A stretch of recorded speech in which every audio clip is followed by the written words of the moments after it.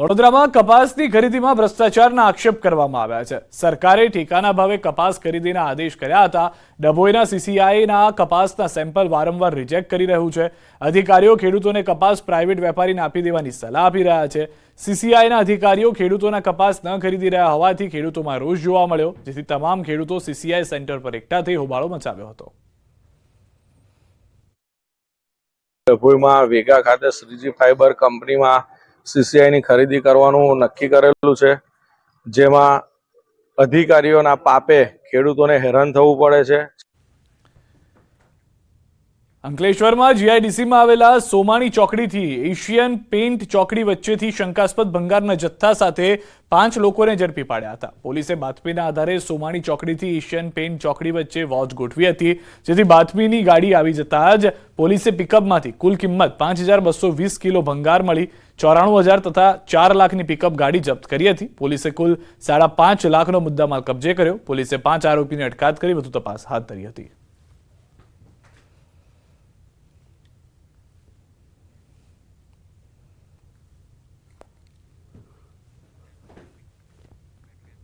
આણંદના ખંભાતમાં આવેલા કલમસર ગામ પાસે આવેલી રોહન ડાઇઝ કેમિકલ કંપનીમાં વારંવાર ગેસ લીકેજની ઘટના બને છે। ગેસ લીકેજના કારણે અફરાતફરીનો માહોલ સર્જાયો હતો। આસપાસના રહેણાંક વિસ્તારમાં લોકોને ભારે હાલાકી વેઠવાનો વારો આવ્યો છે। રહીશોને શરદી, ખાંસી, તાવ, ઉધરસ થવા પામી હતી। આ અંગે સ્થાનિકે જીપીસીબીને રજૂઆત કરી। સ્થાનિકોનો આરોપ છે કે રોહન ડાઇઝ કંપનીના કારણે લોકોને તથા ખેતીમાં પાકને નુકસાન પહોંચે છે, જેથી આ કંપની બંધ થવી જોઈએ। રોહન ડાઇઝ કંપનીએ ઝેરી કેમિકલ વાળો ગેસ અહીંયા કંઈક પાઇપ લીકેજ થઈ ગમે તે તો નીકળ્યો, તો આ બાજુના વિસ્તારના બધા રહીશોને ગળામાં ખાંસી, ઉધરસ, કફ, શ્વાસ જેવી તકલીફો વારંવાર થવા મળી। રોહન ડાઇઝ કંપનીમાં વારંવાર આવા બનાવો બનતા જ રહે છે અને છાસવારે આ પરિસ્થિતિ થતી જાય, એટલે મારું તો એ જ કહેવું છે કે આ રોહન ડાઇઝ કંપની બંધ થાય। એ કેમિકલમાં પાણી ભરવાથી ઉત્પન્ન થયેલ અને જેને કારણે HCl ગેસ રિલીઝ થયેલ આજુબાજુના વિસ્તારમાં। પ્રદૂષણ નિયંત્રણ બોર્ડને જેવી સૂચના મળી એટલે અમારી ટીમે ત્યાં જઈ અને ઘટનાની ઇન્સ્પેક્શન કરેલ। અમેરિકા જવા નીકળેલા 9 લોકો ગુમ થવાનો મામલો। 1 વર્ષ બાદ ગુમ લોકો વિશે કોઈ જાણકારી નહીં। કેન્દ્ર સરકારના વિવિધ વિભાગો ગુમ લોકોની ભાળ મેળવવામાં નિષ્ફળ રહ્યા। છેલ્લા 4 ફેબ્રુઆરી 2023ના રોજ અમેરિકા જવા નીકળેલા લોકોની પરિવારજનો સાથે થઈ હતી વાત। હાઈકોર્ટના આદેશ બાદ કેન્દ્ર સરકારે દાખલ કર્યો હતો જવાબ। ડોમિનિકન રિપબ્લિક, ડોમિનિકા, એન્ટિગ્યુઆ સહિતના દેશો અને ટાપુઓ પર એજન્સી દ્વારા કરાઈ છે તપાસ। 1 વર્ષ બાદનો સ્ટેટસ રિપોર્ટ હજુ રજૂ કરવા કર્યો છે હુકમ। 14 ફેબ્રુઆરીના રોજ હાઈકોર્ટમાં સુનાવણી હાથ ધરાશે। જે ભારતીયો જે છે, જે લોકો મિસિંગ છે, એ લોકો કોઈ ડિટેન્શન સેન્ટરમાં, કોઈ અઝાઇલમમાં કે કોઈ રીતે ઇલીગલી એમને ક્યાંય ડિટેન કરવામાં આવ્યા તો પણ એમની ભાળ મેળવવામાં આવે। તમામ એજન્સીઓ તમામ દેશોની તમામ ટાપુઓની કામ કરી રહી છે, પણ આજ દિન સુધી સમહાઉ એના માટે સફળતા નથી મળી રહી। અરવલ્લીથી સમાચાર। વાત્રક ડેમમાંથી છોડાયું પાણી। કેનાલમાં 180 ક્યુસેક પાણી છોડાયું।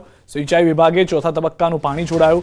માલપુર અને બાયડના 70 થી વધુ ગામને ફાયદો। 2000 હેક્ટર જમીનમાં મળશે સિંચાઈનું પાણી। બાયડ, માલપુર તાલુકામાં ખેડૂતોમાં આનંદ। વિધાનસભામાં પ્રફુલ પાનસેરિયાએ સંકલ્પ રજૂ કર્યો। અભ્યાસક્રમમાં ગીતા સાર દાખલ કરાશે। ધોરણ 6 થી 12ના અભ્યાસક્રમમાં દાખલ કરાશે। શિક્ષણ રાજ્યમંત્રીએ સંકલ્પ રજૂ કર્યો। જોકે શિક્ષણ મંત્રી સરકારી સંકલ્પ રજૂ કરે તે દરમિયાન કોંગ્રેસે વાંધો ઉઠાવ્યો। કોંગ્રેસ વિપક્ષ નેતા અમિત ચાવડા, શૈલેષ પરમાર સહિત અર્જુન મોઢવાડિયાએ વાંધો ઉઠાવ્યો।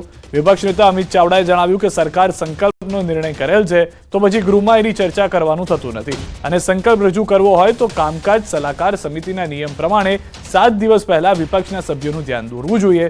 બીજી તરફ અર્જુન મોઢવાડિયા બોલવા ઉભા થયા ત્યારે અધ્યક્ષે તેમને રોક્યા। અધ્યક્ષે કહ્યું અર્જુન મોઢવાડિયાને કે અર્જુન ક્યારેય ગીતાનો વિરોધ ન કરે।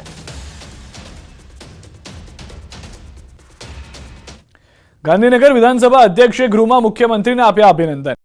શિક્ષણ વિભાગના અધિકારી અને મંત્રીને અભિનંદન। આવનારી પેઢી માટે ખૂબ મહત્વનો નિર્ણય કરેલ। ભાગવત ગીતાનું જ્ઞાન આવનારી પેઢીને મળશે। ગાંધીનગર વિધાનસભા ગૃહમાં ભાગવત ગીતાનો સરકારી સંકલ્પ ગૃહમાં પસાર। શિક્ષણ મંત્રી પ્રફુલ પાનસેરિયા વિધાનસભા ગૃહમાં રજૂ કર્યો હતો સંકલ્પ। 90 મિનિટના સંકલ્પમાં ઘણા ધારાસભ્યોએ આપી હતી સંકલ્પ પર પોતાની પ્રતિક્રિયા। વિના વિરોધ સરકારી સંકલ્પ ગૃહમાં રજૂ કરવામાં આવ્યો। ઔદ્યોગિક એકમોમાં અકસ્માતની ઘટના પર ગૃહમાં ચર્ચા કરવામાં આવી. અમદાવાદમાં છેલ્લા 2 વર્ષમાં 30 અકસ્માતમાં 30 ના મોત. વર્ષ 2022માં 18 દુર્ઘટનામાં 18 શ્રમિકો ગુમાવ્યા જીવ. વર્ષ 2023માં 12 અકસ્માતમાં 12 શ્રમિકોના મોત થયા.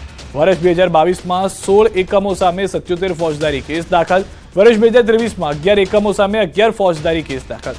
ખેડા જિલ્લામાં 1 વર્ષમાં 2 દુર્ઘટનામાં 2 શ્રમિકોના મોત. ખેડામાં 1 એકમ સામે કેસ દાખલ કરાયો. ખેડાની અન્ય દુર્ઘટનામાં મૃત્યુના કારણની તપાસ ચાલુ. ઔદ્યોગિક એકમોમાં દુર્ઘટના અટકાવવા સરકાર કાર્યરત. દુર્ઘટનાઓને અટકાવવા સેફટી સેમિનારોનું સરકારે કર્યું આયોજન.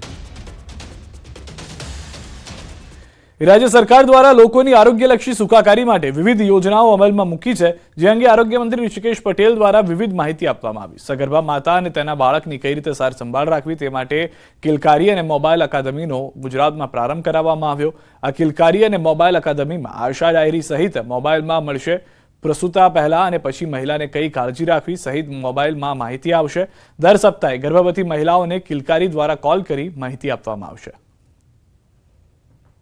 આ કુપોષણ ઘણા પ્રયત્નો કરીએ છીએ, સરકાર તરફથી પણ પ્રયત્ન થાય છે, પરંતુ એ જીવન વ્યવસ્થાની અંદર રહેણી કરણીમાં, ખાવા પીવાની, રહેન સહેનમાં આ વસ્તુઓ જો ઇનબિલ્ટ ના થાય તો એક વખત કુપોષણમાંથી બહાર આવેલું બાળક, બહાર આવેલી આપણી સગર્ભા માતાઓ અથવા તો યુવતીઓ પણ સમય જતા એ ફરીથી કુપોષણનો શિકાર બનતી હોય છે.